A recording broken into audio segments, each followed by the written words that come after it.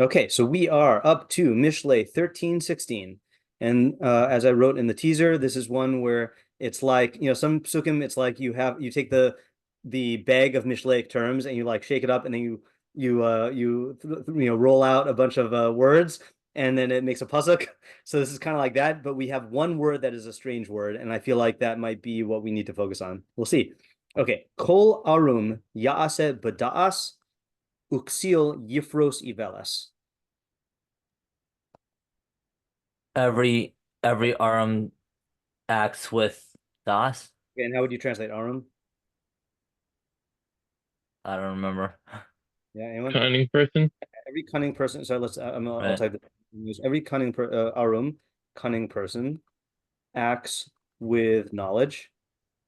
Okay, uxil yifros iveles. And the fool Yifros Ivelis. So I got the translation up here, right here. Oh, spreads Yeah, foolishness. spreads or spreads out, iveles, foolishness. Okay, so that's the and let's just put this here, iveles.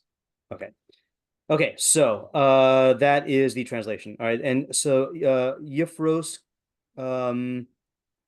is to spread or spread out. It could also mean to spread, like as in to cover. It could also mean to scatter, but that looks like a kind of a very not frequent usage. But you can see here, most of the meanings are spread or spread out. Okay, so let's look at the minimalist meforshim here. Minimalist commentator. So Metzius Tzion says Yifros is miloshen prisa ushticha. So he says it means to spread out. Okay, so we got that covered. No pun intended. Okay, Sadion says kol pikeach yase inyanav bedas. So he translates it as every clever person. Okay, pikeach is I don't know if that's how he usually translates arum, but pikeach in rabbinic Hebrew is a like a smart person. Every clever person, yase inyanav, does his things, like his affairs, his like activities. Let's say activities. Bedas, with knowledge. Vaxil, but the fool, pores es xiluso, spreads his foolishness. Now, there's a subtle thing that if you catch the Hebrew, you'll notice that Sadigon did, which kind of makes things a little simpler. Anyone catch what he did in the Hebrew?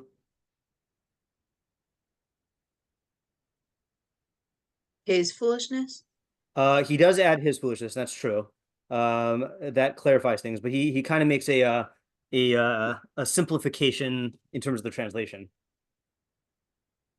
So in Hebrew, it uses the word ksil for fool, but then iveles for foolishness. Okay, and in Mishlei, there's a different kind of fool that is an evil, which is the same word here.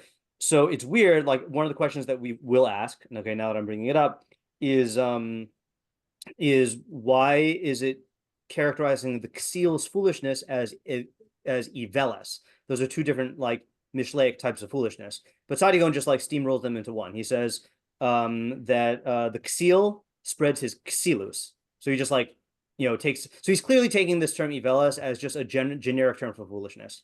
Okay, so that just makes things simpler from his perspective. Okay, the Targum, the Aramaic translation says kol arima avidate midata. So every cunning person acts with knowledge or from knowledge, and a fool spreads for himself his foolishness. I don't know the subtleties enough to care about that.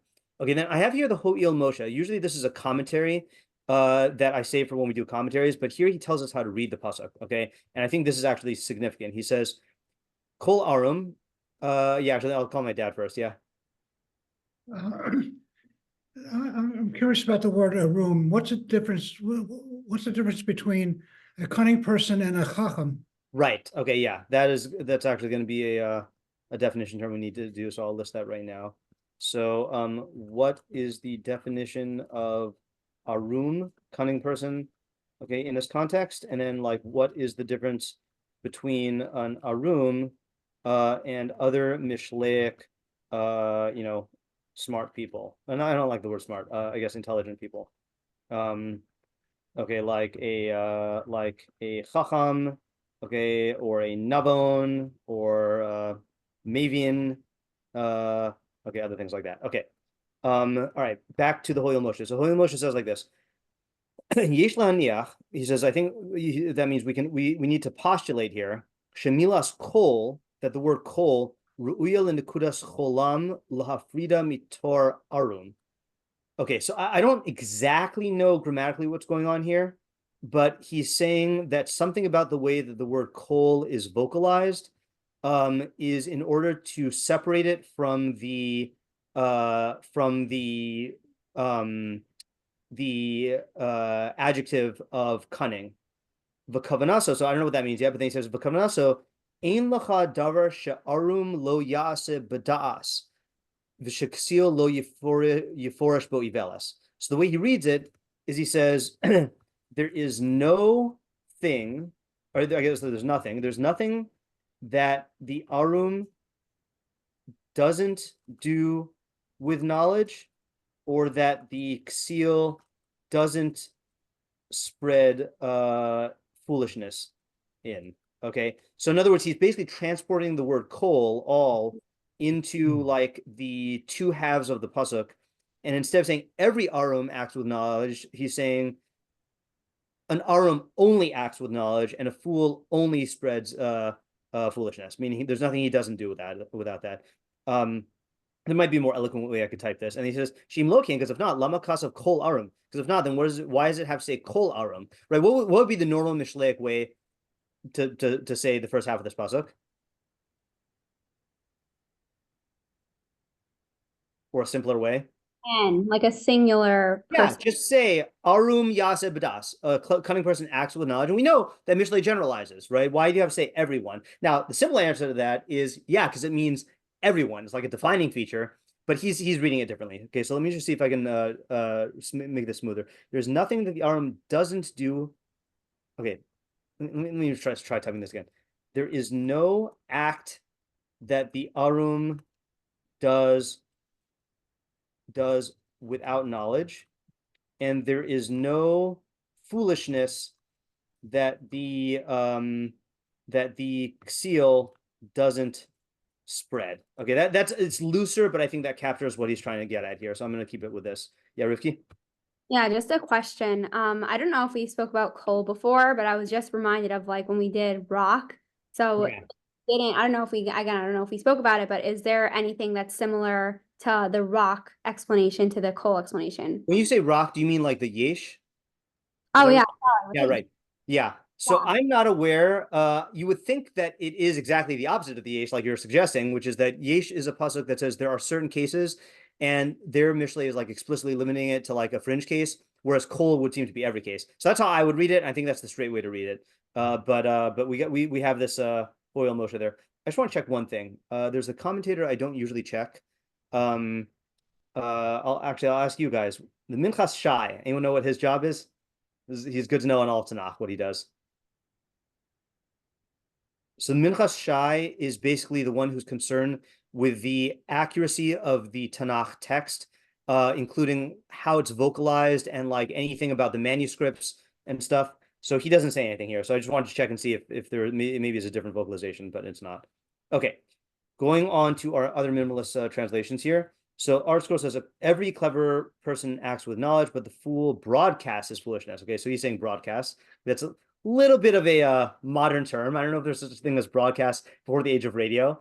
Okay, so I think like it's taking like a an interpretive bent. It's not just a straight translation. Refer says a clever man keeps his knowledge discreet. That's interesting. How does he get that? Bidas. Every cunning person acts with discretion, he's trying to say, I guess. That's strange. I don't know what the relation, I don't know if like, he must learn that da'as sometimes can mean like, discretion, but I'm just not familiar with that usage. And then but the heart of fools proclaims its foolishness. He adds in the word heart?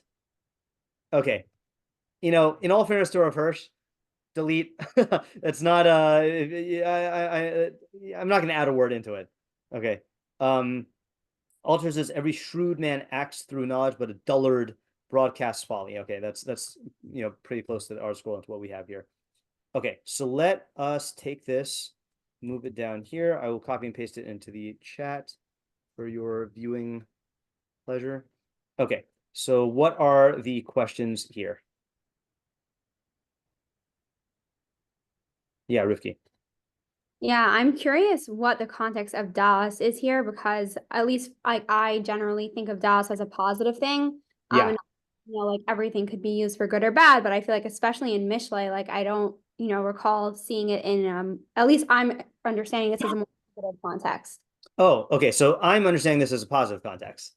And a cunning person, you're understanding Yeah. Cunning is one of the main positive archetypes in Mishlei. It is unique in that, okay, well, I'll show you where to prove to you that it's positive, first of all. So one of the mission statements of Mishlei is Laseis Lipsayim Orma, to give cunning to the Pesi, to give cunning to the simpleton.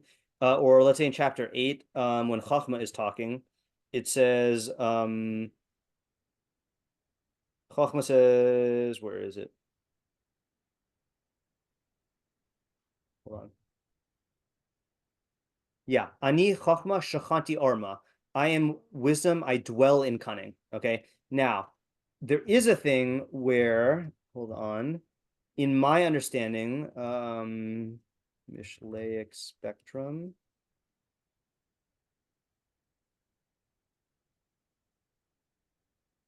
Okay, so in my Mishleic spectrum here, the way I have it is that the arum, so this is for those who haven't seen the Mishleic spectrum, on this, well, I'll describe it for the audio, is you've got in the middle the na'ar, the youth, and then to the right you have yellow, green, and then blue, and then to the left you have orange and red. And so the way I set this up is the further right you go, then the more developed Mishleically you are. So the first level of development is the tam, then the arum, then the chacham, then the nabon, then the yashar, then the tzaddik, then the chassid is beyond Mishlei. Okay, this is an outdated spectrum. I've updated it since then.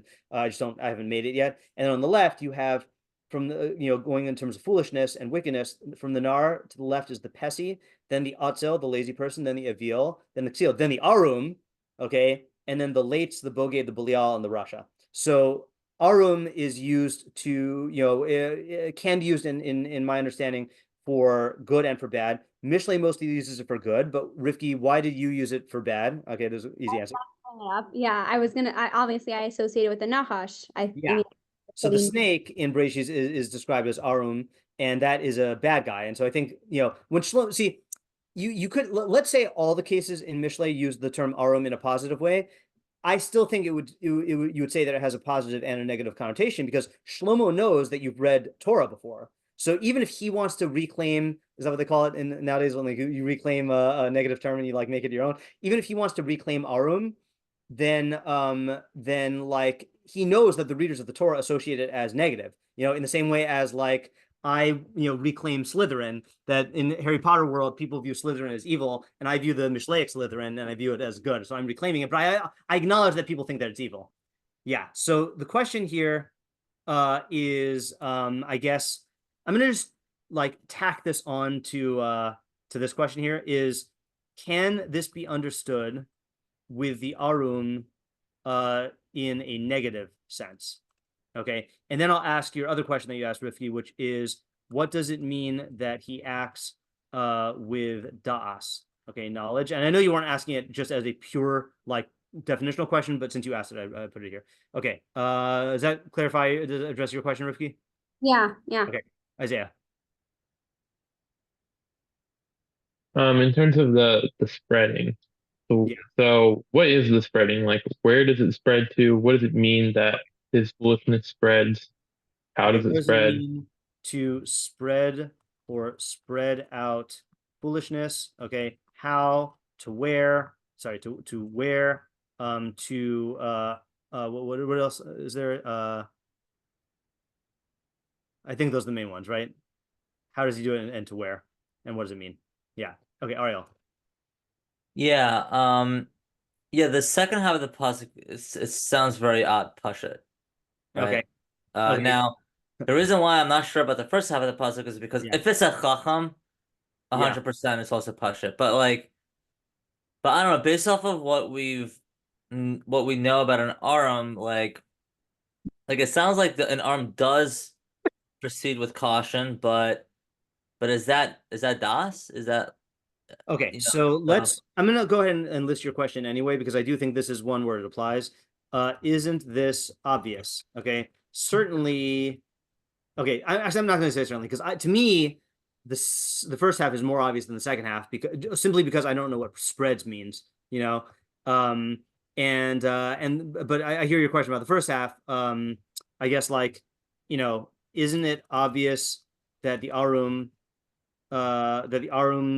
actions are somehow characterized by knowledge?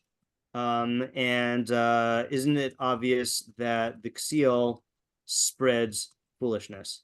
Okay, and then I'll just say rebuttal, no. Okay, but for some people who have that, then that's fine. Okay, I want to say one more thing also. I don't remember. Okay, yeah, Rifki. So I also am wondering about the halves, and I know we don't always have to interpret it as opposites, but I just don't really understand how spreading foolishness is, like, I see how foolishness and knowledge are opposites, but I don't see how acting and spreading Okay. are. Specifically, acting with knowledge and spreading foolishness. And, you know, truthfully, even though I deleted Rav, I think that's what he was responding to, because he wanted to say that he acts discreetly, which means that you're keeping things secret, whereas the fool is spreading foolishness. So I think that's what he was responding to. But again, I don't like adding words into the pasuk when we're translating it. Yeah, Ayala. Okay, so I mean, this is not according to the Hoyle Moshe, but otherwise, why does it specify that every Arum is Right. this way? Like, Okay, in what way is this so like the definition or? yeah, let's go ahead and ask this as a generic question, which is, what is being added by the word every? Okay, so what does it qualify?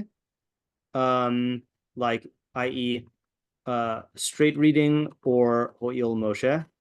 Okay, and then, like, why is it necessary?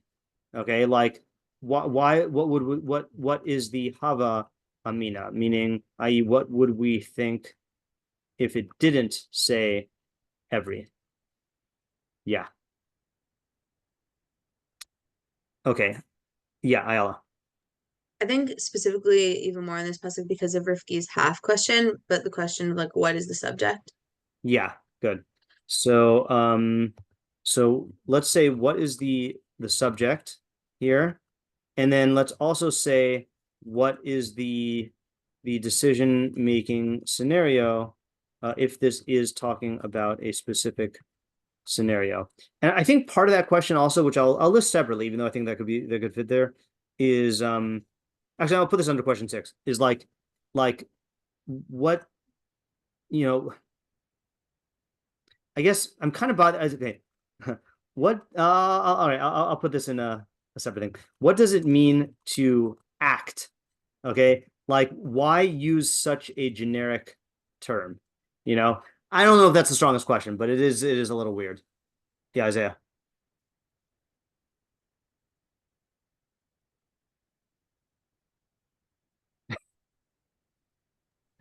Sorry. So in terms of acting with knowledge, so what does it mean to act with knowledge? Like, Yeah. so yeah, what does that mean? And then is Mishlei saying that that's like the definition of what an RM is like Okay. acting with knowledge? Right. And if it's saying that, then why is Mishlei just like, is there a finish in the first half, or is it just defining a term?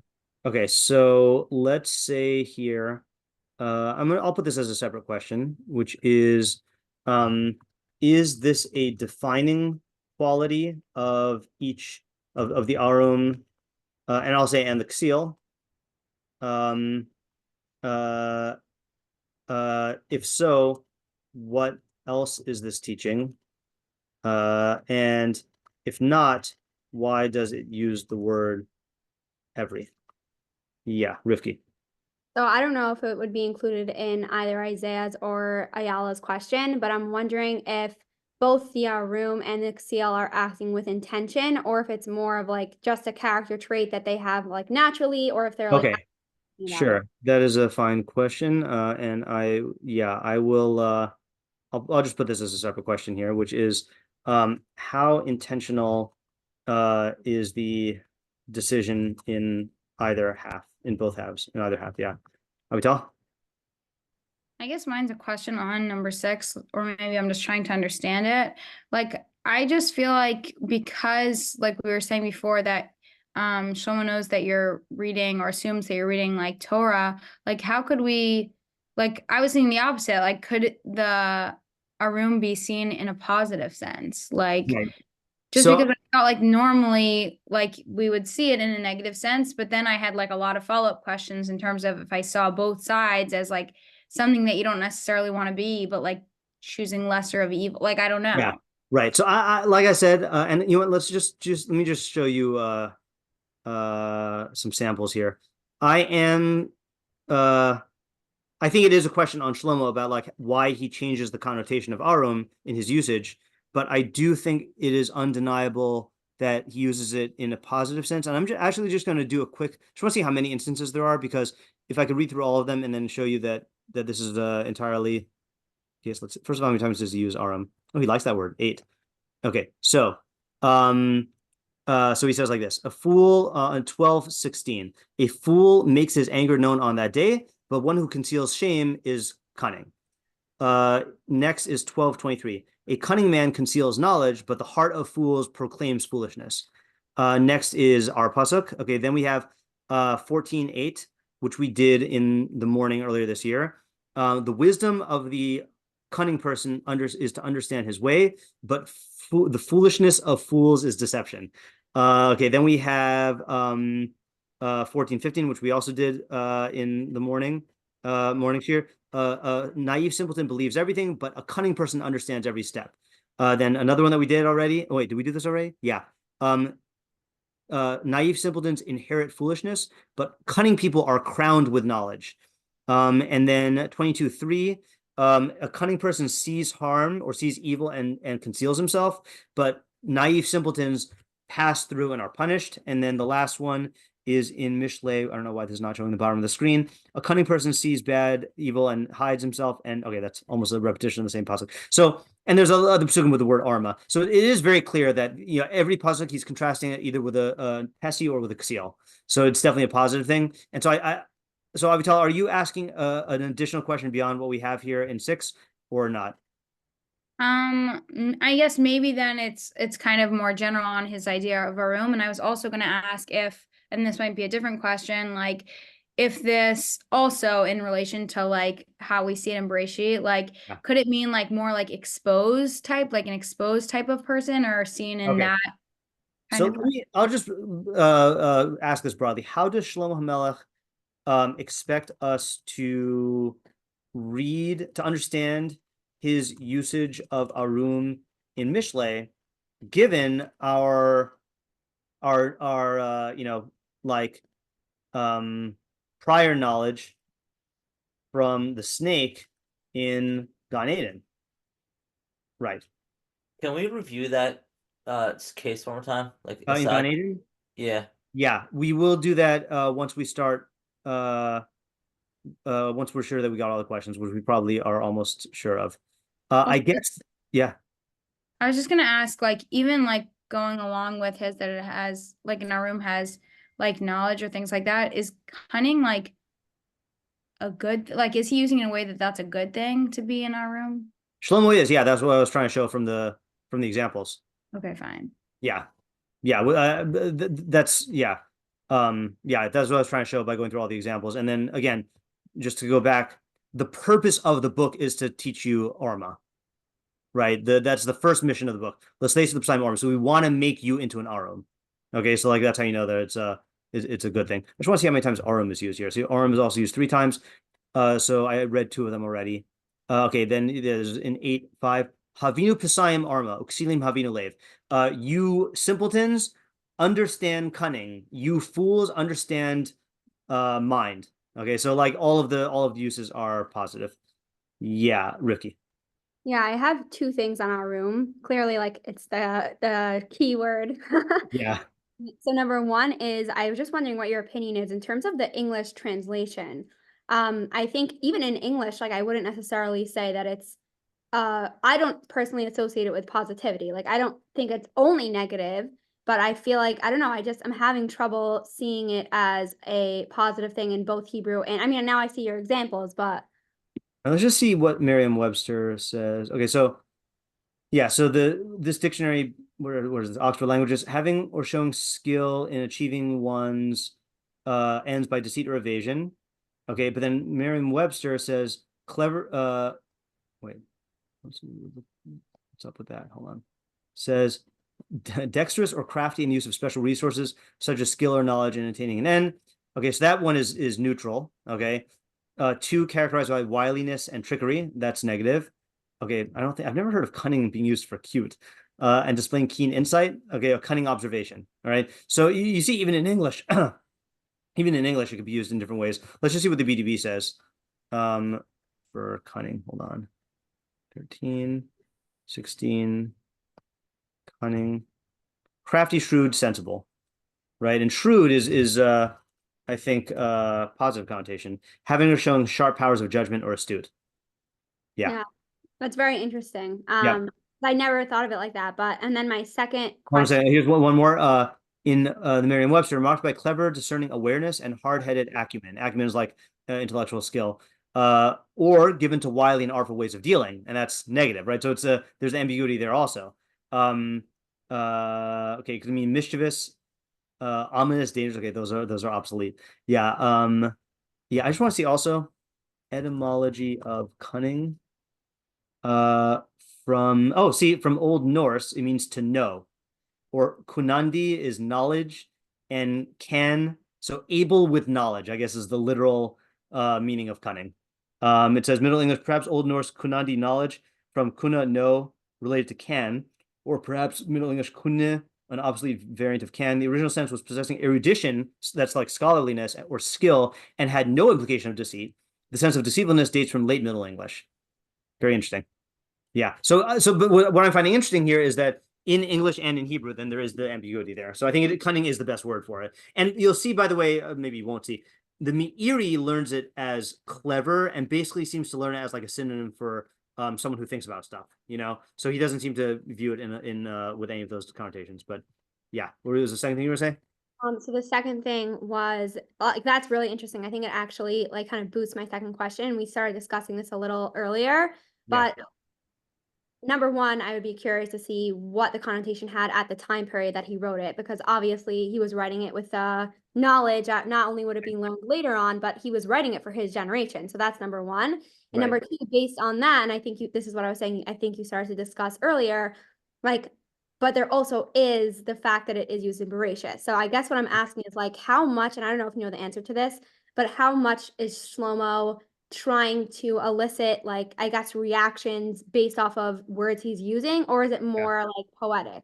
Okay, so I got some news for you. Okay, check out the graph. It's used once in Bereshis, and that's it. 8 times in Mishlei and 2 times in Eov. So he really did reclaim this word, okay? And the only instance of it is in Bereshis, okay? And yeah, so that's interesting. I was going to look to Tehillim, but Tehillim doesn't have it because that would be, close to contemporary. We don't know when Eov was written, so let's see if it uses it positive or negative. Mefer machshavos arumim v'lo sa'asena yedehem tushia. Okay, that's ambiguous. It means that I assume it's talking about God. He frustrates the devices of the crafty so that their hands can perform nothing substantial. So that seems to be using it negatively. And then ki ya'alef avonecha picha v'sivchar lashon arumim. That also sounds negative. For your iniquity teaches your mouth, and you choose the tongue of the crafty. So that's negative. And then let's just see if orma is used in anywhere else. Orma, where are we? Wait, I'm going to too many places here. Mishlei. Orma is used. Why is the graph this way? Okay, 3 times in Mishlei, once in Yehoshua, and once in Shemos. Where's it used in Shemos? Oh yeah, ish okay, so that's another place in the Torah. If one man will plot against his fellow to kill him with cunning, okay, right, so that's talking about intentional murder. So that does sound to be negative also. So now we've got 2 cases in the Chumash that use it negatively. And then Yehoshua, Vayasu gam hema beorma v'yelchu vayitztairu v'yikuchu sakim balim lachamorim. This also sounds crafty and cunning. Yeah. So it does sound like Shlomo reversed the trend here. Okay. So yeah, we gotta figure that out. Okay. So let's just say how Shlomo expects us to use from the snake on Aiden, or the use in Shemos to mean like plotting murder. Okay. And then like, why did he see fit to reclaim this term and change the connotation from negative to positive? Yeah, Avital? Okay, I don't know. This is not really on the Mishlei pasuk, but it's on this kind of tangent situation that potentially, if we look at like what's in Bereshit from the way that Shlomo must have seen the word arum, I wonder how like it would change our perspective of maybe the way that either he saw that or like gain a new understanding of that. Well, you're in luck because the way, I mean, look, I told you, so Avital asked after shiur last week, I'll just say this here because I want to, I have to have an excuse here. Asked if do I prepare the shiur ahead of time, right? So the story goes that the facts are that the first half a year that I gave this Monday Night Mishlei shiur, I did prepare ahead of time, and then the guys in yeshiva said that they enjoy shiur more when I don't prepare, so now the only preparation I do is I make the source sheet. And so I copy and paste all the sources.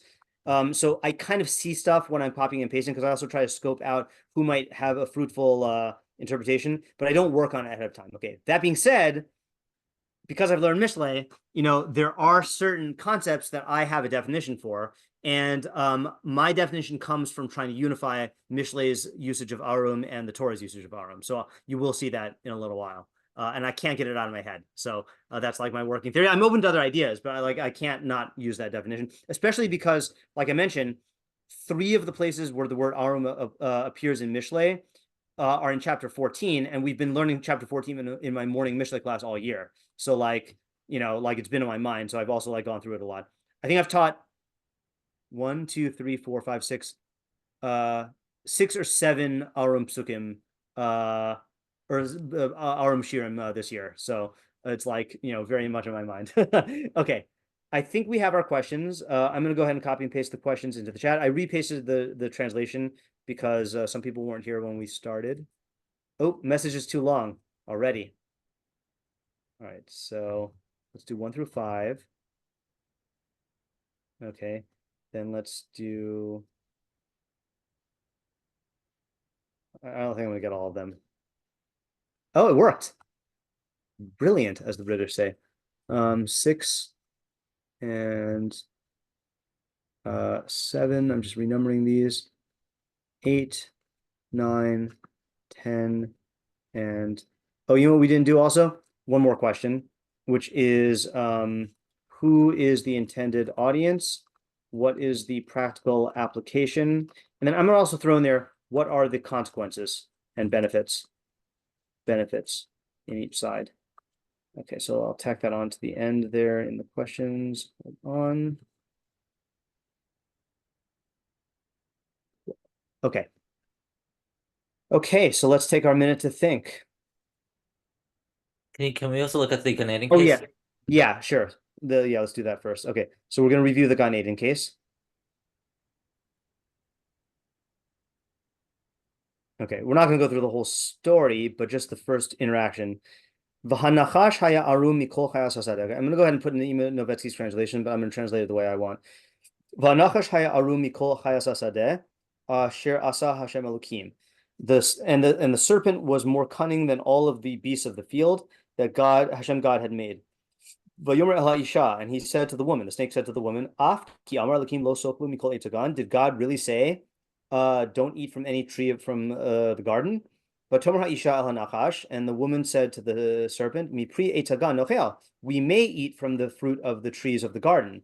Umi pri ha'etz asher b'soch hagan, but from the fruit of the tree that is in the center of the garden, Amar Elokim, God said, Lo sochlu mimenu v'lo sigu ubo. Do not eat from it and do not touch it. pen tumusun, lest you die.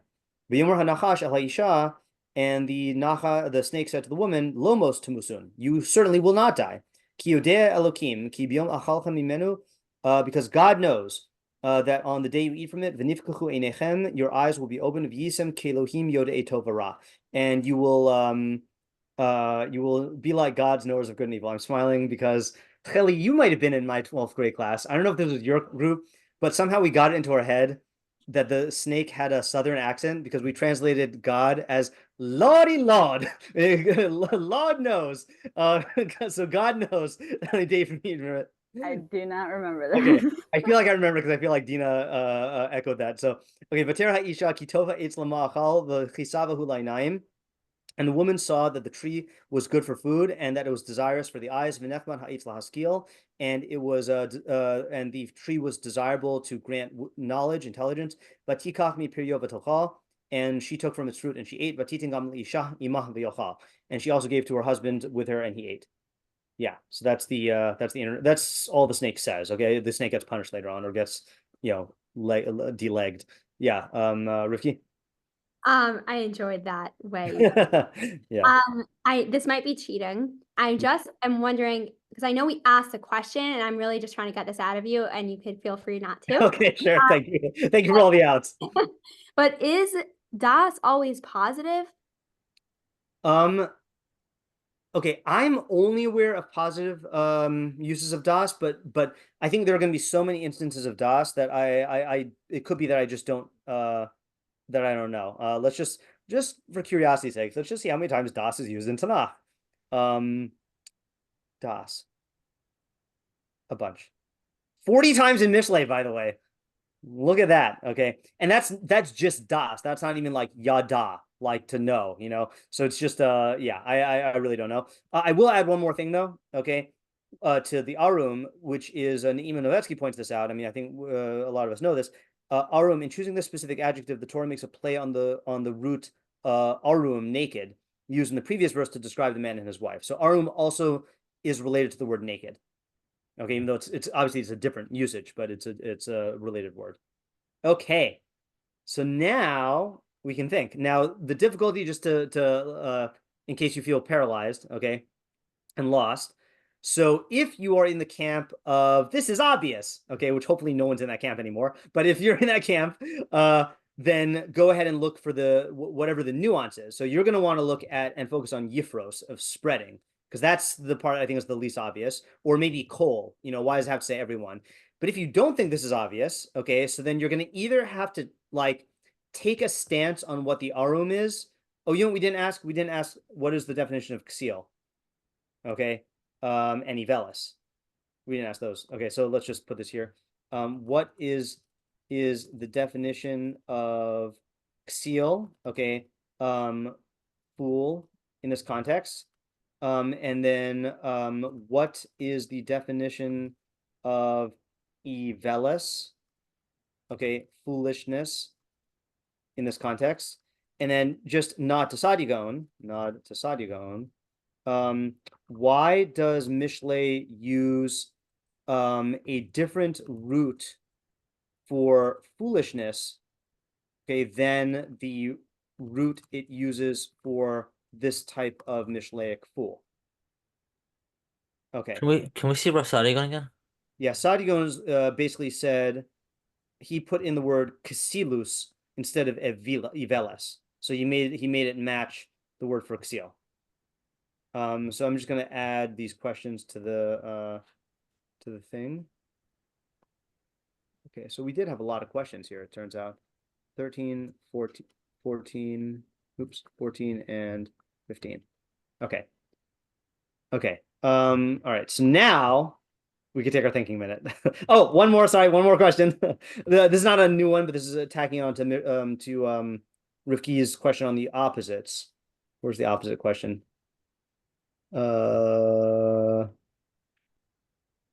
We did ask the opposite question, didn't we? Oh, yeah, relationship. Yeah. So specifically, how is acting with knowledge the opposite of spreading foolishness, and how is arum the opposite of ksil? Okay.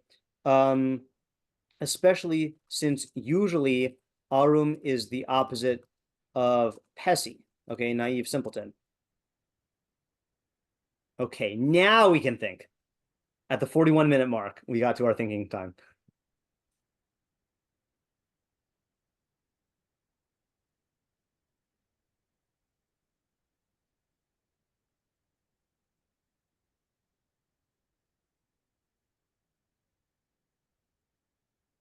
I'll tell you by the way, the meforshim are very sparse on this, so they think it's obvious also.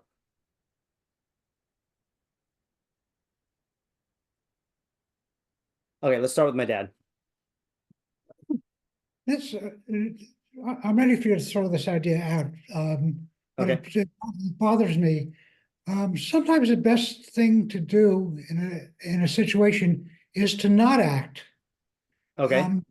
Taking action is sometimes the wrong thing.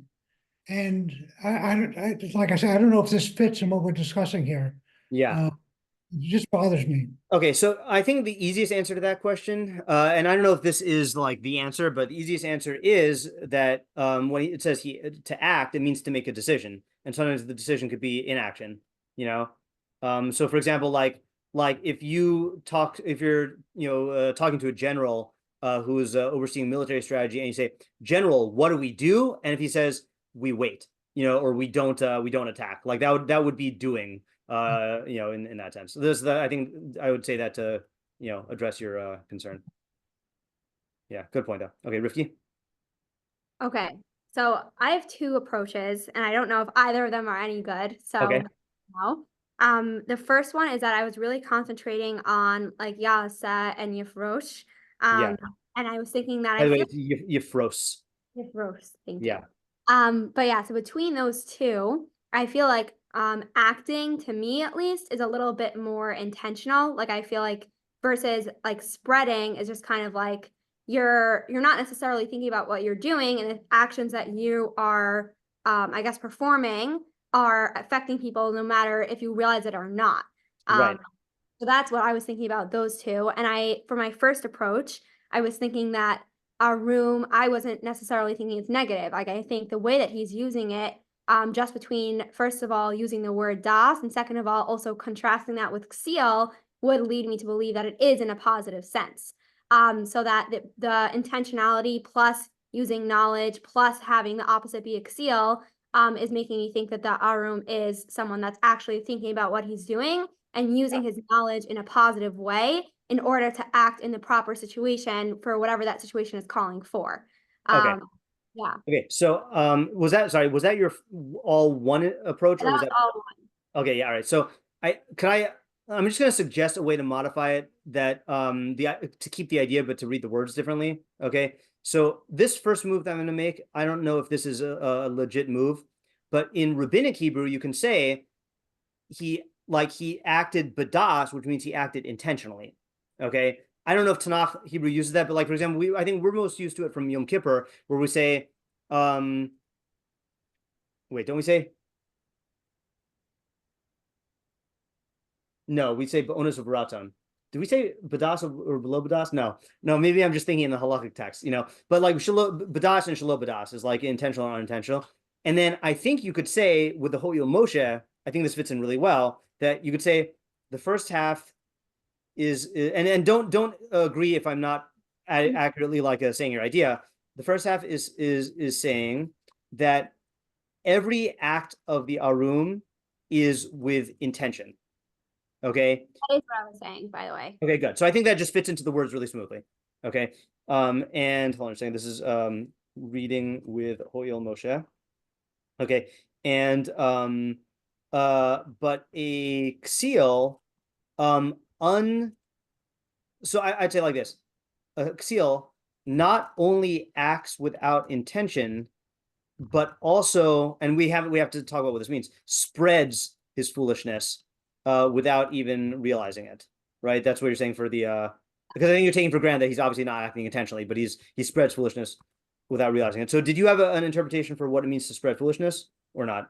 So I think this is what I was like trying to articulate, and maybe I just didn't do it clear enough.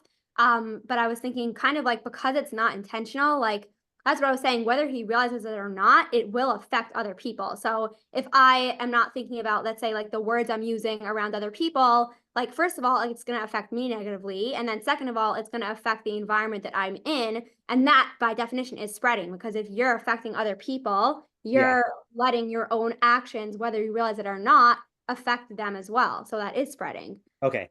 Right. So in other words, the consequences of his foolishness will affect his environment and will harm others and himself. Okay. All right. So that was one idea. I can say the second one after other people, because Okay, sure. I don't Okay, sure. So, and also help me to separate from what you said now. Okay, Isaiah, you're up. Okay. So I guess I'm thinking about this kind of in terms of the spectrum that you showed earlier of the different Mishlei archetypes. Yeah. That Let me like ask the you a question audience. before you start. Yeah. Are you knowingly going to use my definition of Arum, or are you going to use your own? No, definition? I don't think so. Okay. Because if you were, then I would say that I'll present it just because it might be clear. But if you're going to use yours, then fine. Yeah. It's not specifically relying on that. Okay. So I think what this is saying is talking to the people who are who have untrained minds, and saying, like, you might. I think what happens with Xilim is that people who are around them who don't necessarily make foolish decisions, but also don't already think about what they're doing, so they might just be influenced to act the same way as the Xilim are. Basically, like you might like go along with the foolish decision that your friends are making. Yeah, it's contagious. It's like, it's appealing. It looks like it's a good idea to go. Like if like you would jump off a bridge with your friends because you know they're jumping off a bridge. Yeah. But in Arum, like their decisions are, like Riffy was saying, are like based in their knowledge. They're like hardened from that sort of contagiousness. That like they'll actually take a moment to think before they do the action that the velos that the seal is spreading. Okay. So, but the Arum has immunity from that contagion because he thinks through each step consciously and intentionally. Yeah. That does fit in with the pasuk I showed you earlier in chapter 14. So this is the Pesi defining pasuk, 14:15. Pesi yamin l'chol davar, v'arum yavin la'ashuro. A Pesi, a naive simpleton, believes everything, but an Arum understands every step. So that was without going into our idea for that, like the contemplating or analyzing every step is a hallmark of the Arum. So I think that does fit into Rifki and to what you were saying. Okay, good. Ariel. All right, this is like really, really half-baked. Okay. I'm like stuck. Okay, fine. So I want to try to explain the kol Arum. Yeah. Yeah, I want to say that like, yeah, I think every Arum. Yeah, okay, let me tell you what the pasuk is not talking about. I think the pasuk, at least the first half of the pasuk, it's not talking about whether he's a good Arum or a bad Arum. Okay. I think it's just coming to explain that every Arum has this one quality. Now, how they use it, that's what defines you as a good Arum or a bad Arum. Like the Nachash. Like the Nachash had this quality of recognizing his and being aware of his surroundings and being perceptive, and that in itself is knowledge that he acquired, and he acted on that knowledge. Okay. Now, whether his intentions were pure or not, it doesn't really make a difference. Like this is like the number one quality that every Arum has. Now the question is, all right, so what? Right. I have no idea, but I'm pretty sure that the answer to that is on the second half of the puzzle. I think that is a good straight reading of the first half. So it's defining the quality of every Arum, whether good or bad, saying that he acts with knowledge. Okay. That's why it uses the word every. Okay. I think that's a solid take on the first half.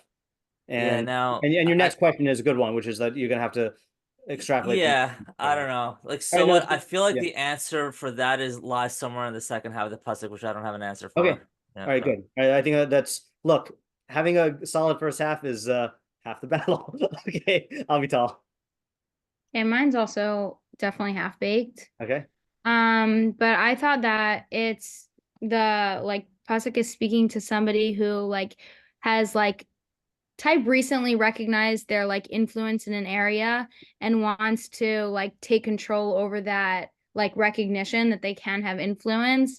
And the first part is speaking to basically it's almost like a pitch for like why be in a room, like why should they try to become that, like somebody who has knowledge and like can do something. I was just looking back at that etymology that we were looking at. Like I kind of like the word cunning now. I think it's definitely more positive associations. So that somebody who is like, oh wow, like I'm kind of in these circles of whatever, no matter what area it is, but to become somebody who's like a room in that area, who's capable and has knowledge in that area, no matter, almost even if they're not trying to, by nature of them being in our room, all of their actions are going to be with knowledge, and they're gonna spread like dot kind of, but not I don't want to say spread because that's from the second half, but it's going to be in a way that was in the beginning active by becoming in our room, but then through that all of their actions are automatically, that's like the kol arum idea, that like all of their actions are going to be with knowledge. And then the second half, wait, can we go back to the first half? I'm not, Yeah. I'm missing here. What is the difference between what you're defining the arum as and then what it means for him to act with knowledge? I'm not seeing the difference between the two. I think the like almost that the Mishlei pasuk is trying to be like, become in a room in whatever area you want to have influence. That means to like gain knowledge, and so that I guess like actionable knowledge, gain actionable knowledge. I don't know if that's like Okay. the right way of saying it. Sure. Because otherwise, if you don't do that, if you don't try to purposefully gain this knowledge, then you end up as a ksiel, and you have an influence regardless, because you're in this situation, you're in this area, and you'll be spreading foolishness, even by, let's say, maybe just like sitting back and like not doing anything, just by the fact that you are a fool and you are in a certain situation where you have some sort of influence or impact. Yeah. Okay, yeah. So I still am not seeing a clean break between what it means, what you're understanding it means to be an arum and to act with knowledge. Because it sounds like you're saying gain knowledge in a certain area so that you can act with knowledge in a certain area. Like it sounds like I'm not sure what the. Yeah, Rick, you want to chime in? Yeah, I also had a question which maybe would help clarify, which is I am not understanding where you're getting the influence piece. Like, where do you see that in the That I think you can correct me if I'm wrong, Avital, but I think you're getting that from the second half. Yeah, I think like both of them are impacting whatever situation you're in. Right. The second one is by nature of being, and the first one seems a little bit more active. Yeah. Like, do you mean that influence? Because I was thinking influence as, let's say you're, the director or the CEO of a company. But are you saying like influence in terms of like just normal, like by nature of being a person, like you have influence in whatever situation you're in? Like, is that what you're saying? Yeah, like I think it could be in either one, because I think it could apply. Like, I don't think it's situation specific. Yeah. Yeah, I think I get that part. But do you hear my question for the first part? Can you repeat your question one more time? Yeah, my question is, I don't see, if I ask you what is an arum, it sounds like you'd say it's someone who has knowledge in a particular area. But then what is it saying when it says the arum will or should act with das? Like now it's just repeating the definition. So I feel like arum has to be one quality and acting with das has to be another quality. And I'm not seeing cleanly how you differentiate between those two. Yeah, I see that. Okay, I want to think about it for a minute. Yeah, sure. Okay, so let me, Ariel, you have a... Yeah, can step? I try something for the, going back to my idea? Yeah. Maybe like, it's coming to highlight, these two characters. Now, I'm not sure why they're specifically opposites, but but maybe like the Ksil, like you could see like the the Ksil when he spreads like his foolishness, it's kind of like it's very self-destructive. It's like I mean, I can only imagine. I know the pasuk's not saying it, but like, I feel like if you just look at their lifestyle, it's like what are you doing? You know, like, you know, maybe the pasuk's coming to tell you that look, like, you can see even in a bad Aram, you can see how he's more able to get to his goals versus the foolishness, versus the Xilim, because like they just spread all this foolishness and it won't really yield anything. Maybe it's just trying to highlight the two different lifestyles and showing you like at the very least every Aram has knowledge and it will yield you something. I'm not sure, but yeah, I think, I mean, what you're saying is true. The difficulty, and this might be difficulty with the pasuk in general, but the difficulty is it's not really telling you like the beneficial result of being an Aram and the detrimental result of being a Ksil, you know? yeah, that's the pasuk's fault. And that's why I liked the first half of what you did, because it is just defining the Aram, and that's also why I liked what Rivki was saying, that you know Rivki's approach is doesn't need to identify the benefits and the detriments, because it's assuming that Mishlei is telling you elsewhere that foolishness is bad, and then the Chiddush here is just saying it's going to spread the foolishness. You know? Yeah, I know. I'm getting the reason why I'm saying what I'm saying now is I'm just trying to contrast it.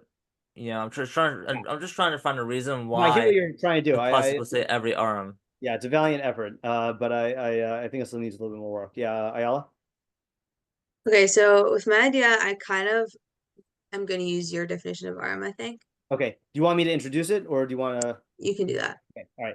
So my definition of arum primarily is taken from the fact that Mishlei contrasts arum with pesi, okay, with a naive simpleton, and then also from the nachash. So who's the pesi? So the pesi,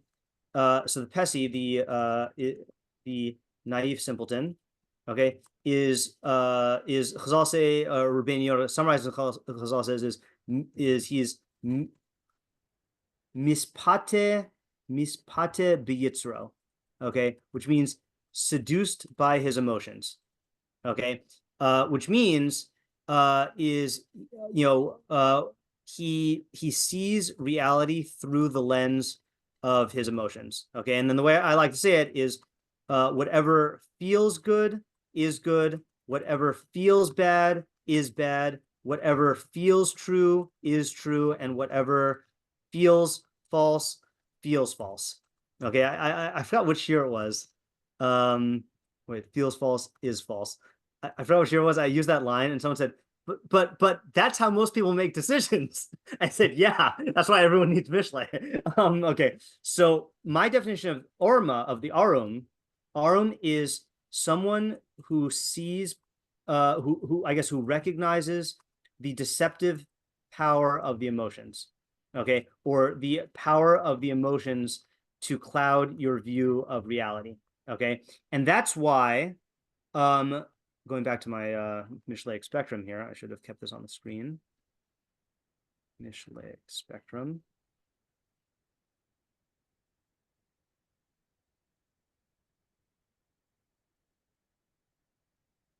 Oh, actually, let's read what I wrote about the arum here.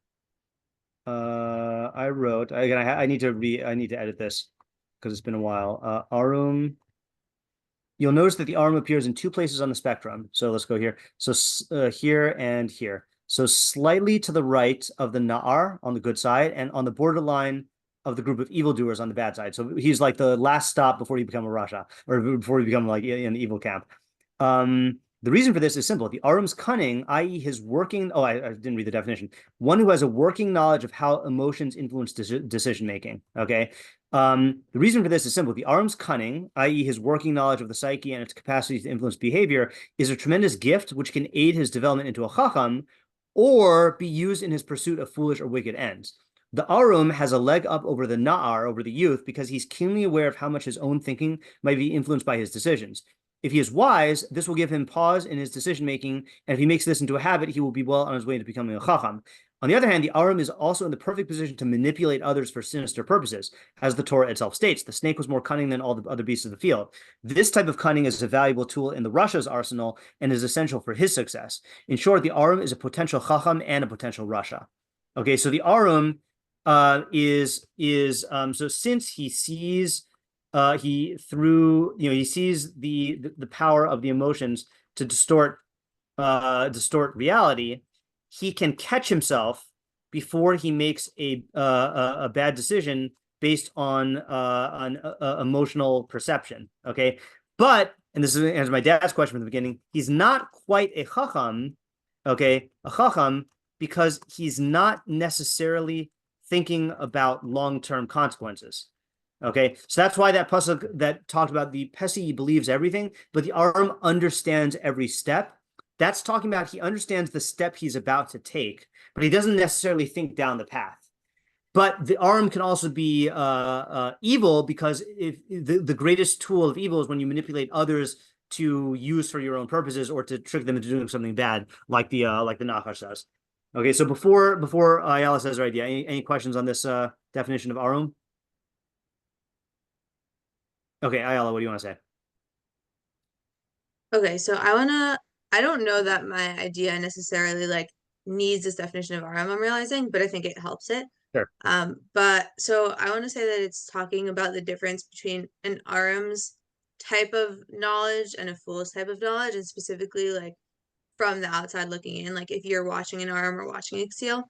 Yeah. And that an arum, all his knowledge and decision making are based off of very case specific like details, and looking like from the outside, you're not going to be able to easily take broad generalizations from what he's doing, but like you're really going to have to look at it on a case by case basis in order to really like gain the knowledge and gain the like cunning, I guess. But the seal spreads foolishness because like kind of like he's thinking in black and white and is just like making broad generalizations and like doing things in like, I guess, not like detailed, thought out, principled way. And so this is just something to be aware of, like when you're watching different people, to know, I guess, to like be able to categorize knowledge into these two different types of categories, like recognize when something is like a broad generalization or not, and when you're watching someone, like what category they fall into.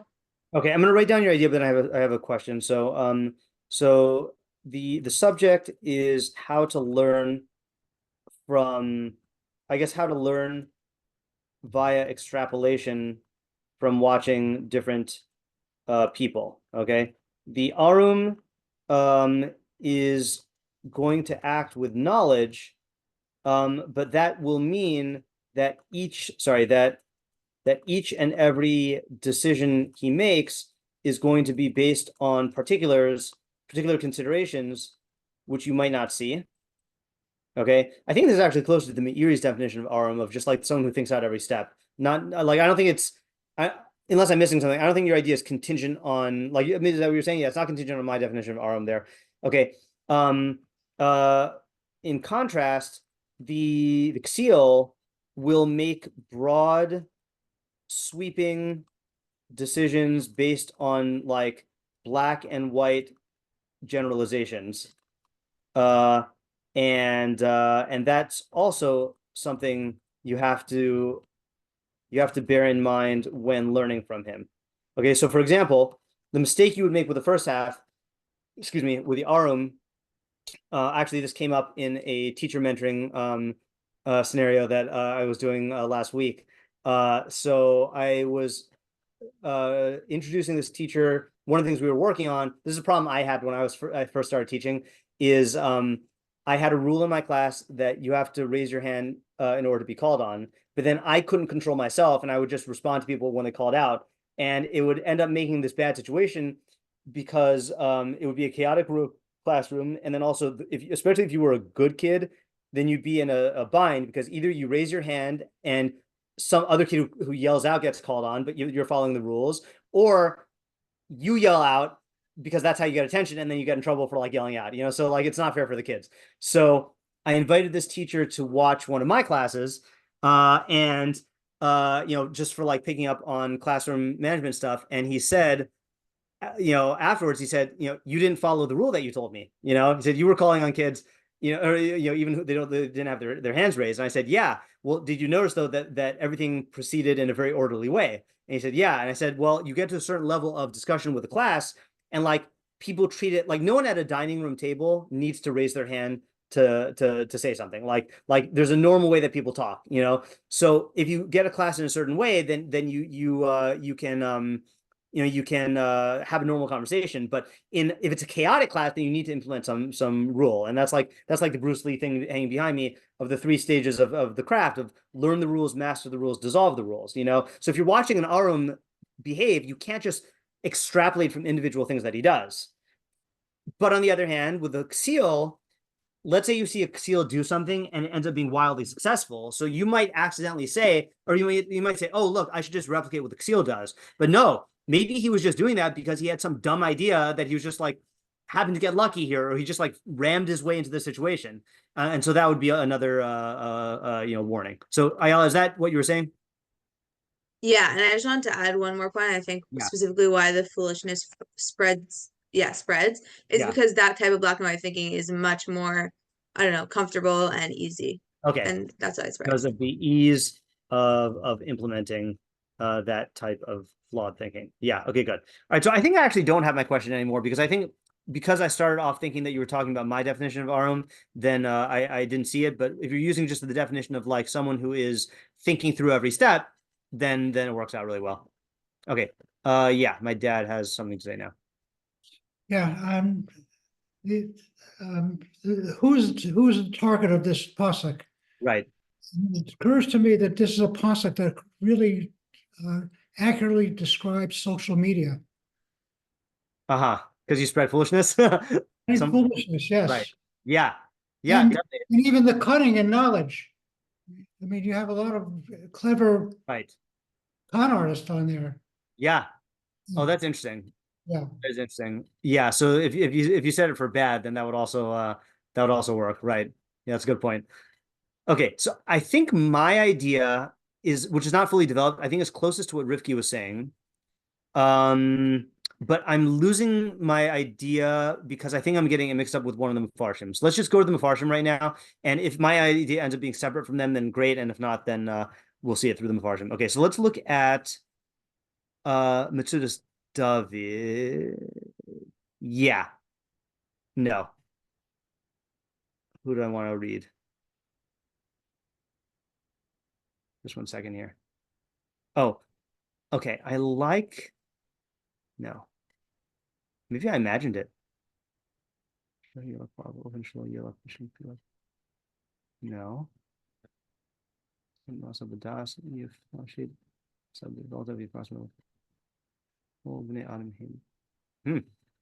Okay, maybe I'm thinking of a different idea. Okay. All right, so let me go back and do this on my own. Hold on. Okay, so I'm gonna clear my mind. If this ends up sounding exactly like Rifki's, then pardon me. I'm just gonna try to say it and filter out Rifki's idea. So I think what it's saying is that because the Arum, so I like the translation of the Ho'il Moshe and the idea of acting with intention. Okay, that because the Arum realizes that that he might constantly have his decisions skewed by his emotions, then he does everything intentionally. Okay, so it does not mean when it says with knowledge, it does not mean with like seeing the consequences of his actions. It just means that he makes sure to act based on knowledge in every case because he makes sure to not be acting under the influence of the emotion. Okay, and what that's going to do is it's going to get good results. He's not going to make emotional decisions. And I'm losing the idea. Ksil Yifros Ivelis. No, I don't have the idea. That was a good first start, but I think Rifki's is better for now. Okay, let's look at some meforshim. All right, so we'll just go through and see what they say. Maaseh ha'arum. This is Matsudas David. Maaseh ha'arum hima b'da'as v'kavanah miyuchedes. Okay, so the actions of an arum are with knowledge and special intention. V'im lo yavinu. even though they don't understand. Okay, interesting. That does sound like what I was saying. Maybe that's where I got it from. Okay, aval, but the ksiel, but the ksiel, yifros ivalto, spreads his foolishness, leman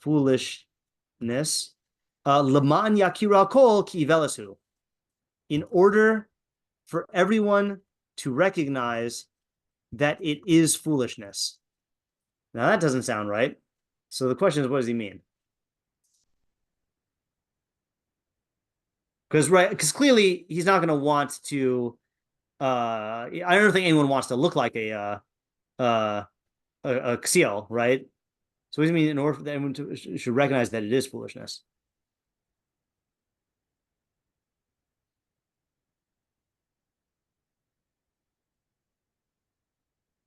Yeah, Isaiah? Maybe it's like so that those who have the knowledge that enables them to recognize its foolishness, for them it's like easy to recognize. Like if you're looking for it, then it's obvious that you'll see it. So are you understanding Laman differently? Because I'm understanding Laman is like this is his goal in doing this. Why he doesn't have like real intention with his actions. Right. So I don't know. Maybe it's like I'm interpreting it as like a slightly snarky Laman. Okay. So you know what? Maybe this is what Ayala was saying. Maybe this is Ayala's idea that that maybe kavana miuchedes means not special intention, but intention for the specifics, like the specific like circumstance. Okay. So when learning from people, then you can learn from an arum by seeing, well, what was his decision in this particular case, and like you can analyze that case and get the decision making idea. But with the ksiel, he's going to make it obvious what type of foolish thinking he's implementing because it's foolish. In other words, you're going to see that it is like this. No, I don't know. I thought I could say, yeah, Ayala. I don't know. I don't think it could be read like this, but can you read Aval Haksiel Poresh Ivalto as like the arums? Oh, I guess that doesn't really make that's sense because interesting. Ival is from the pasuk. Yeah, I think it's a difficult read also. Clever though. Creative. Let's just take another minute to think about this. Yeah. My dad raised his hand. Yeah. Yes. Does the Kasil think he's an Aron? That's a good question. Probably. Yeah, I think what we need is a definition of the ksiel, right? Hold on a second. In special intention. So it's possible. Okay. There's two definitions of ksiel that I'm aware of. Okay, one is someone who believes that reality is going to automatically go his way. Okay, and he like acts on that basis. So it's a very like egocentric view of reality. And then the other is like Rabbeinu Yonah defines ksiel as like a veteran pleasure seeker. Okay, like someone who's just so steeped in physical pleasures and the life of hedonism that like he's like the pesi, the youth will get tempted by pleasure and like they'll make bad decisions, but they're not like embracing it, but the ksiel embraces it. And it's possible that that's how the Metzudas David is learning that Ivelis means like that Ivelis is talking about the lifestyle of like pleasure indulgence. So it's possible that he's taking it. Let's just try this out. Okay, so the actions of the Arum are with knowledge and special intention, even though they don't understand. But the ksiel, let's just try this.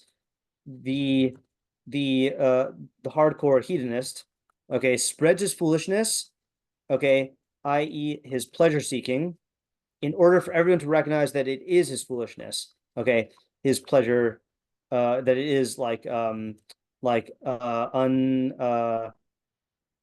what's the word? Not unimpeded, unleashed, not unleashed. Unrestrained pleasure seeking. Okay, so let me give an example, and this is partially I'm going with this because of what Rashi says. Okay, so let me read Rashi. Okay, and I assume Rashi's quoting a Gemara somewhere because several of the meforshim quote this, so I don't think it's from Rashi. So Rashi says, "Kol aram yaseh b'das." So every cunning person acts with knowledge. Okay, this is going to be Purim theme. Okay, so acts. Okay, does his actions with knowledge. Kagon David. Okay, like David. Yivakshu la Adoni Hamelach Na'ara Besula. Okay, so this is I'm just going to read this part from Malachim. Okay, so there was this episode when David was late in his life where he sought a let's see. This is the very beginning of Sefer Malachim. David was old, advanced in years. They covered him with garments, but he did not become warm. His servant said to him, "Let there be sought for my lord the king a young virgin who will stand before the king and be his attendant. She will lie in your bosom and will be warm for my lord the king." They sought a beautiful girl throughout the boundary of Israel, and they found Abishag the Shunammite and brought her to the king. The girl was exceedingly beautiful, and she became the king's attendant, and she served him, but the king was not intimate with her. Right. So this is a thing that like they made sure that they weren't violating halacha, and she was basically like a ultimate like a heating pad, like to warm him, his old age. Okay, but he was very circumspect about it. Like he was very private about it. So this is they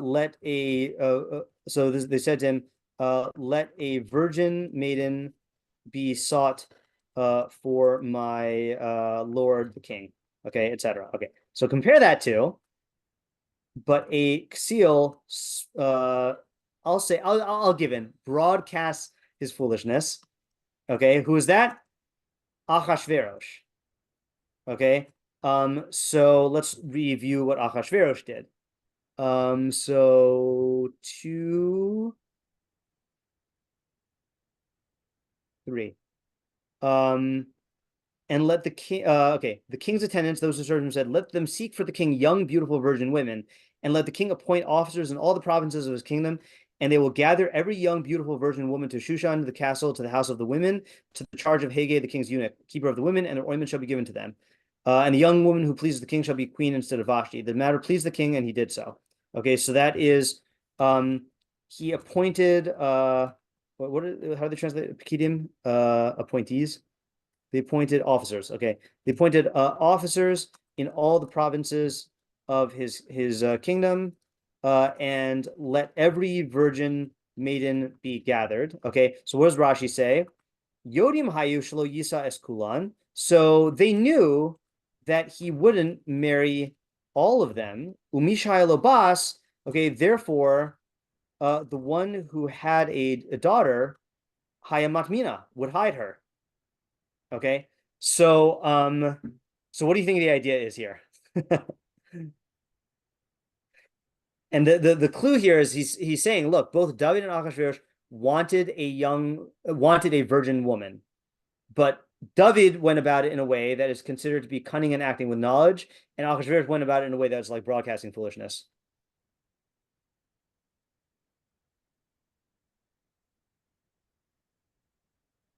One was not enough.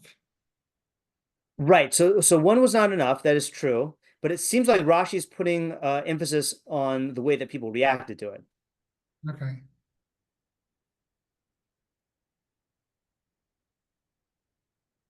So yeah, Ayala. I was gonna say that Achashverosh broadcasted like his intentions, which were like pleasure seeking or whatever, and that ended up leading him to not be able to get like ultimately what he wanted. Right. So I think the idea is going to be something like that. Okay. Right. So Achash.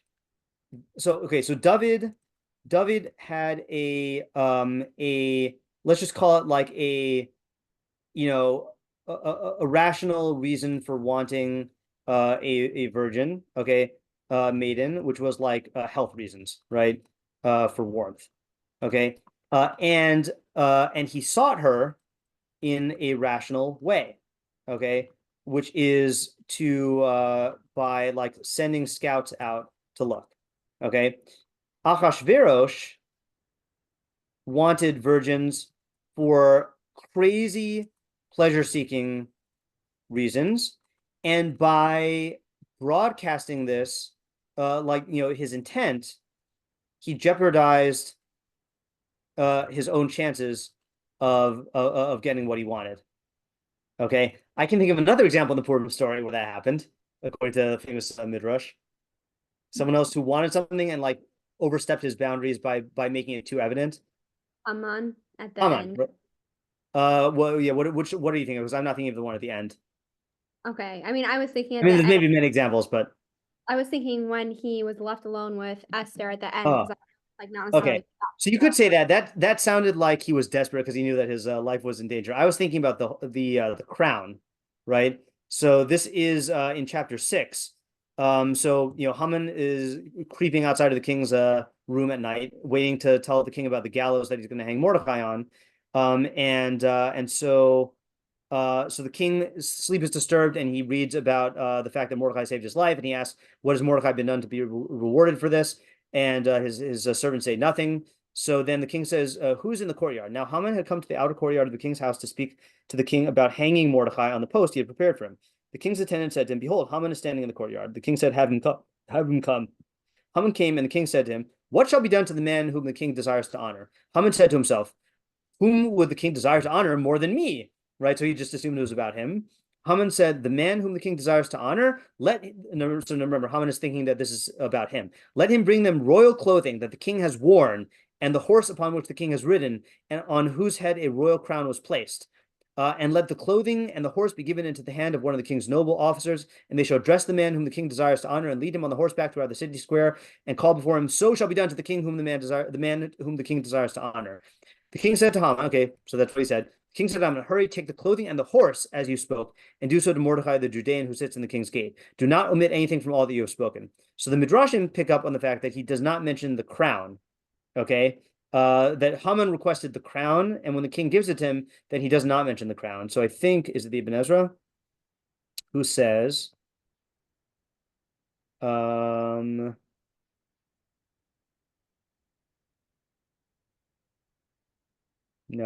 Someone says, oh yeah, here we go. Yeah, but Asher Nasan Keser Malchus Barosho. So he says, Yeshon Shehirgish Shechara al Hamelach al Keser Hamalchus Bavur Kavod Hamalchus.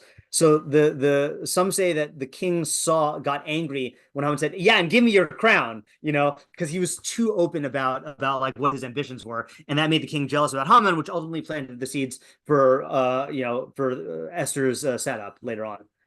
So the idea, yeah, Ayala. You can say the idea first. So I would say the idea is okay. So let's say the main idea is not only will the Arum like seek rational ends, but he'll do it in a manner that facilitates those ends with strategic planning. Okay. In contrast, the Ksiel will seek foolish things and seek them in a way that like jeopardizes his ability to get them. Yeah, Ayala?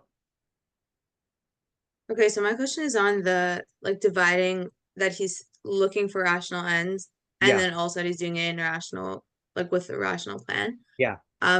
Is it possible to be looking for irrational ends, but to go about it in a completely rational plan, or is it that at some point it will cause him to trip up? So at some point it will cause you to trip up, but it is possible to do that. And I think Shlomo would say, I mean, this is my philosophy with Koheles and Mishlei, is that Mishlei embraces or allows you to pursue all of your irrational ends like wealth and honor and greatness and stuff like that, and it doesn't show you that that's foolish, but Koheles shows you that that's foolish. So eventually, if you're seeking riches and you don't actually question, well, why am I seeking riches? Then it's going to catch you up. But even within the Mishleic framework, he will it won't lead to the best outcome because he'll end up. See, but I think that's the thing is Mishlei is going on a decision by decision framework. So in the decisions, he will be able to make a lot of money. Now, maybe there's a consequence of the lifestyle of wealth seeking, and the consequences are going to come from that because he's not examining that critically. Okay. In other words, when if you ask a Mishleic Chacham, about money making, he will be able to successfully make deal after deal or do his business in a way where it'll make money. But he's not really looking at, well, what is this life going to get me in the end? So he'll get consequences from that lack of examination of his lifestyle, but not from he will continue to make money, you know? But he won't, like, on each decision, probability wise, will work out well for him. But I like, think so. if you look at the long term decision, like, Yeah, the whole lifestyle, one of those decisions won't work out, right?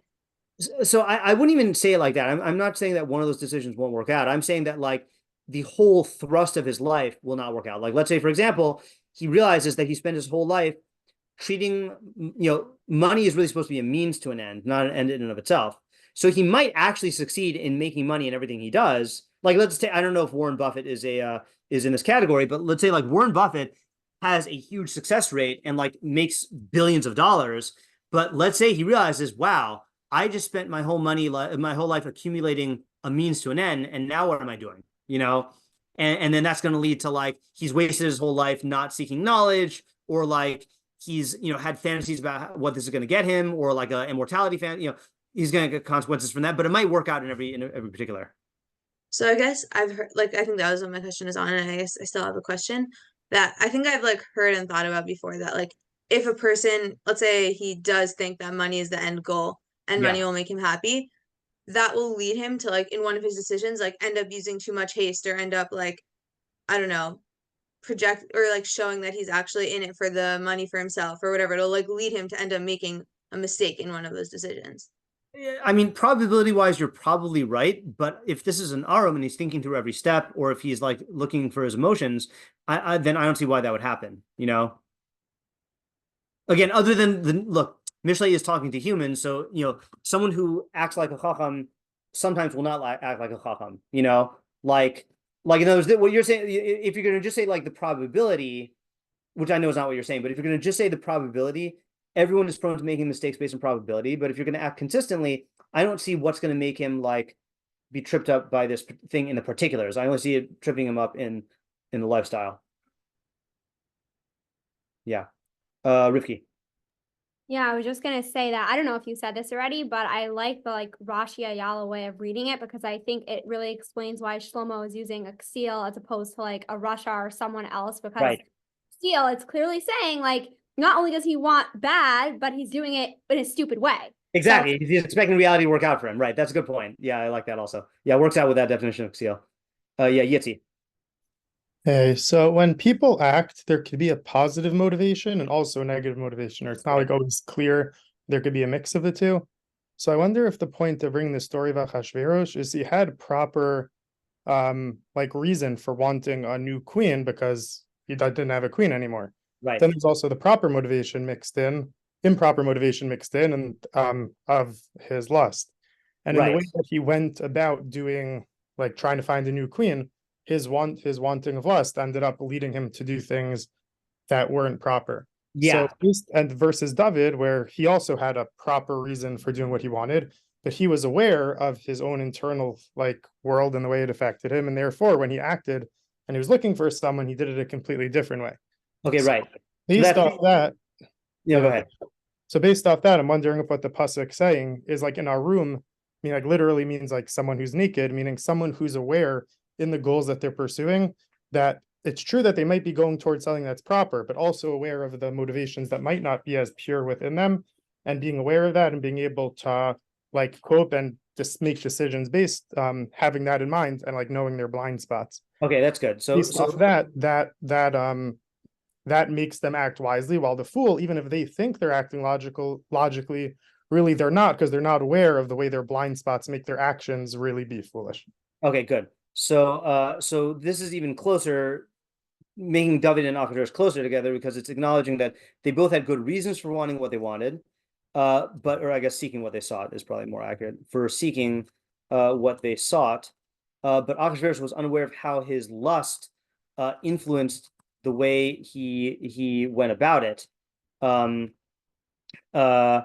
Say the point you made about the nakedness again. Yeah, that like nakedness means that like nothing's unseen. So Okay, if a person's in our room, it means that they know themselves and they're aware of all their internal workings, and that even when they're pursuing something that's proper, that maybe there's part of them that wants it for a reason that's not good. And them being our room means that they're aware of it, and then they're acting with that in mind so they can like account for it. Okay. Good. So they aren't blind to any of their intentions, and I guess motives, and can account for that.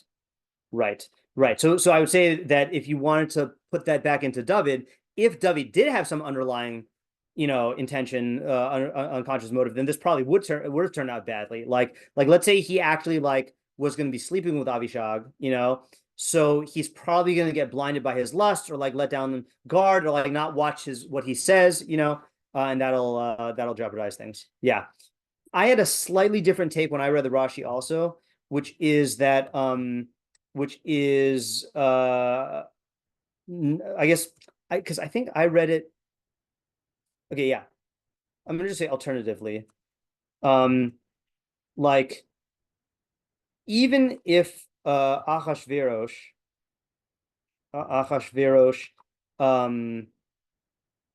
this is good. Even if Achashverosh had 100% good and pure motives, okay, he still went about it this in a dumb way, because he didn't put himself in the shoes of all the households that had virgin maidens, right? So there's a certain, I think the Arum has literally what you would call, the way I'm defining it, is emotional intelligence, that he's aware of his own emotions, and he's capable of thinking about other people's emotions, as we see from the Nachash. Okay. But if Achashverosh had any ounce of like emotional intelligence, he would say, hey, maybe I shouldn't just like become king and then tell everyone to give up their virgin daughters. Maybe that'll make me unpopular and like make them try to hide their daughters from me, So it's like he's just not thinking in their perspective. So he lacked emotional intelligence and the ability to put himself in other people's shoes. I was just listening to this David example when he said he basically like made it to a scouting mission for this one contest. I'm listening to this interview, Tim Ferriss interview with Barbara Corcoran, who's like the successful woman who's in real estate and other stuff. So she was talking about how when she started a company, then when she wanted to hire salespeople, I think, or I forget if salespeople or secretaries, some job that like all companies put out stuff for this, and she, there were no applicants. So the way she formulated her classified ad, not as like, we're looking to fill like 10 positions for secretaries. She said, we have one desk left. That was her ad, and she said she knows that everyone wants the rare thing that no one else can have. So like tons of people applied, and she still like got to like hire multiple people, but like like putting herself in their shoes and like what would they want? Okay. I want to do really quickly. We'll finish up in a second. I want to do the Meiri. Now, the Meiri says, we explained that, he says, Yeforish bo henyan ba'atmo. So this is self-explanatory. Great. Okay, but then he says, we already explained this in a pasuk earlier that says, Adam arum kose das v'leiv ksilim yikra ivelis. Okay, so this is in Mishlei 12, 23. So a cunning person conceals knowledge, but the heart or mind of fools proclaims foolishness. Okay, so he says he explained it there. So I'm going to read his commentary from there, which I put here. So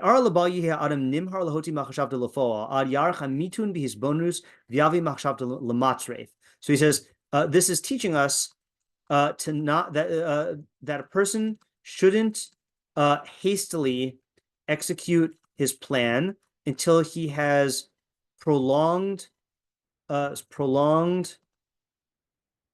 deliberation and contemplation, and brought his plan into the crucible.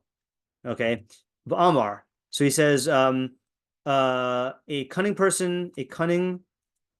person acts with knowledge. Okay, Klomar, in other words, af machshavah hamunachas b'das, even a thought, a plan that is based on knowledge. V'she'ena b'sibas kas v'chema unakama, and is not caused by anger or wrath or vengeance. Rak bihischashvus ainyano, but only on thought about the matter. Afal pichein, nevertheless, sofin osa belibo, he will like store it away in his heart, until he brings it into the crucible. Okay. V'leiv ksilim, but the mind of fools proclaims foolishness. Rotelamar, in other words, she'af kodem gemar machshava, even before his plan is complete, yachrizena b'piv, he will verbally declare it. The af b'machshavas ksilus, and even in a foolish plan, the akshav lahotzio miyad lafol, and he will try to implement it immediately in action. I think this was the one I was thinking of here. Okay, so he's learning. I still don't know exactly how he's learning, how he's getting this idea from here.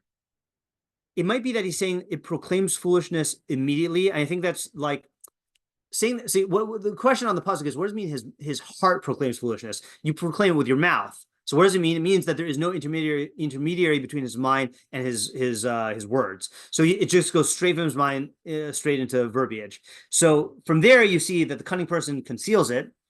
Sorry, that's why I'm not getting it. Not actual knowledge, conceals knowledge.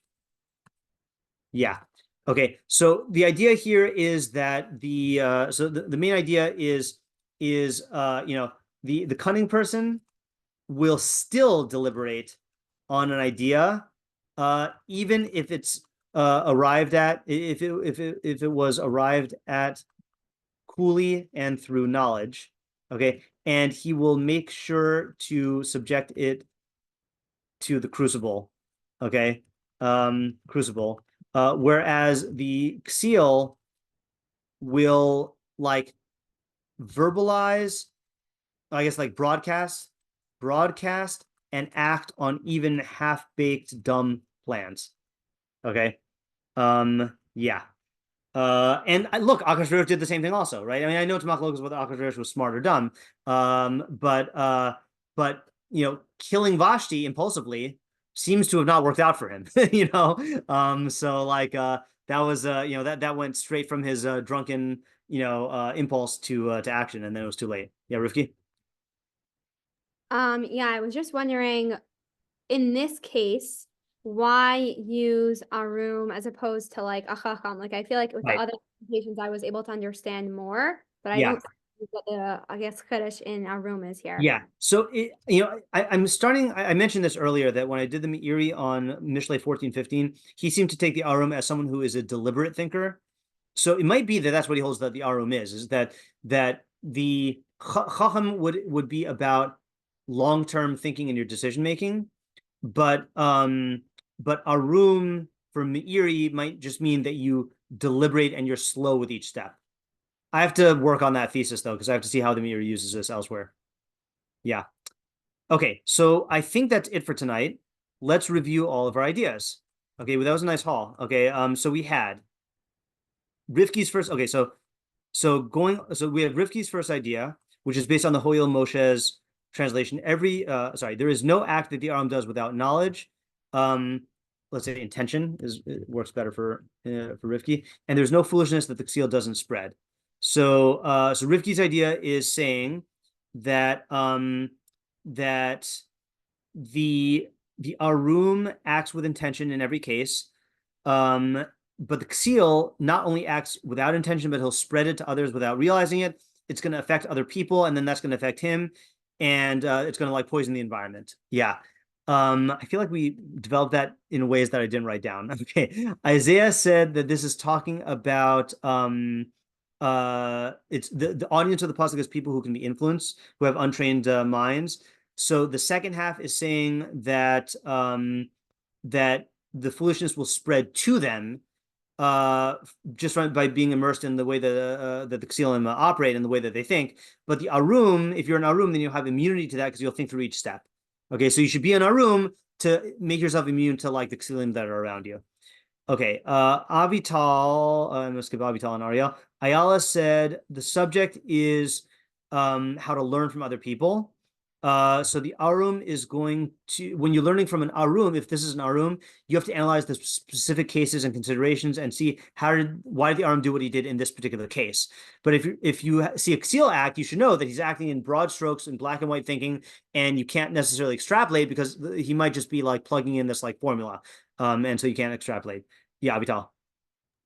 I just go back to Mike. I just have, Yeah. I think, the short answer from what the question that you asked me before. I think like at the time, like I had a little bit less clarity, or maybe I couldn't explain exactly in terms of the arum, but in some ways, and I guess I was thinking about like Rifki's definition of it, or I guess a few people's, about like just being intentional about what you're doing, and Right.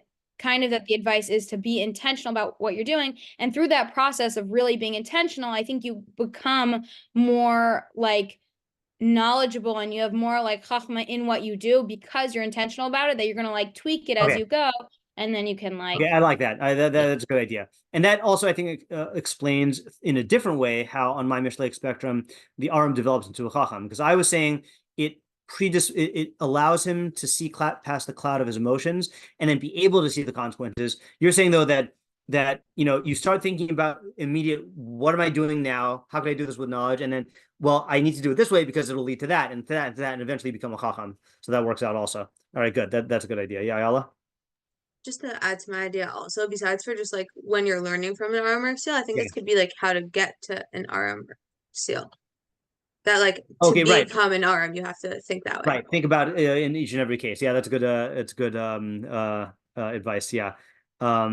Studying cases and decision making. Okay, then we have we didn't finish the Metzudas. We have the Rabbeinu. No, we didn't do Rabbeinu. No. Rashi's idea, which is we had several takes on it, but the basic idea is that the arum is going to seek rational things for rational reasons, and the seal will seek foolish things in a foolish way. So if that is, whether that's because of pleasure seeking, and he's going to broadcast that, and people will see his raw emotion on display, and they're going to see that, oh, I'm not going to participate with this guy. Or it's like Yitzi was saying, that he's going to be unaware of his own motives and how those are like influencing his decisions, so he won't be able to like spot that, and that'll trip him up. Or like I was saying, that he just won't be able to put himself in the other person's shoes because he lacks that emotional intelligence. Either way, he's gonna spread his foolishness in the sense of like spread it out for all to see. A lot of the meforshim, by the way, said that spread means to publicize, so he'll publicize it. Yeah, Ella. Back to my other question before about the rational end goal. So over here, we said that in general for the Mishlei characters, that's not necessarily like part of their definition, right? So over here, are we saying that like that is part of the arm's definition, or is it just according to Rashi's interpretation that we're saying that? I'm not even seeing it as relevant to this idea at all. Like I think Rashi could have easily given an example of someone who is not like, I'm not sure. Actually, I'm not sure what the connection is between what you're saying and this. Meaning, so in the main idea, yeah, of Rashi, says not only will the arm seek rational ends. So we're saying that he's seeking rational ends. Mishleic ends. Okay, fine. Yeah, not life ends. Okay. Yeah. Thank you. Yeah. Thanks. That clarifies it. Okay, and then we had the last idea is the meiri, which is that the arm is someone who is a deliberate person. And actually, I'm gonna make a note to myself here. Working definition for meiri of is an arum is a deliberate thinker. Okay, not necessarily a long-term thinker, meaning he just like pauses and lets it and puts it through the crucible. So he says that he's not gonna talk about it or act on it impulsively. He'll store it away and then brings it to the crucible, whereas the foolish person will like talk about it, brag about it, act about it before it's even like formed. Okay, good. That ended up being good ideas. Very, very close. I mean, it did end up being like fundamental ideas about fundamental Mishlei personalities, but we were able to have several takes on them, so it worked out. Yeah. Okay. That is good. And so, as I mentioned in the beginning, next week should be on. The week after, Shushan Purim is probably not going to be on because I'm going to be busy that week. Yeah, Rifki? Yeah, you guys, anyone could leave. I just have like an example. Sure. I thought you might appreciate. Yeah. I hope it's not too spicy and then I don't get like roasted on the internet for this. Do you want me to pause the recording? I can. Probably. It's probably Okay, good sure. for